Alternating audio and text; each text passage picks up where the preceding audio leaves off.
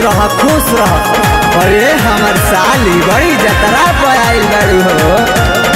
होली में आइलो साली जी जाके गावे, कहे न देते बारू रंगा वाला गावे। ए साली आवो न हाली।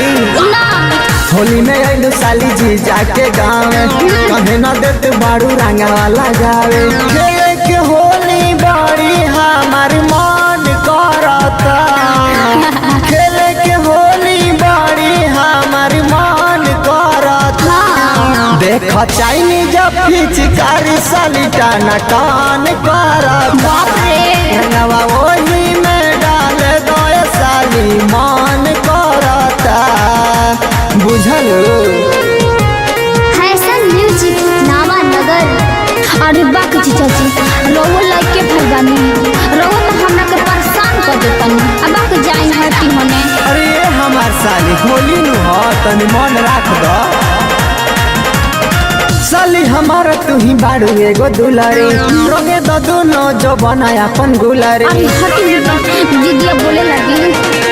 साली हमारा एगो बाड़ू तू ही दुलारी, रोगे दो दोनों जो बनाया अपन गुलारी। जानी कर तू माना रंग लेवे द खजाना, असो होलिया में चली नहीं कौनो बहाना। सारा संगतिया के बसलू दिल में पसंद करता, सारा संगतिया के बसलू दिल में पसंद करता। चाइनीज पिचकारी साली टाना टान करता।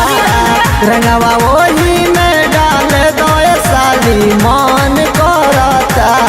अरे ना ये जीजा फैशन म्यूजिक नावा नगर।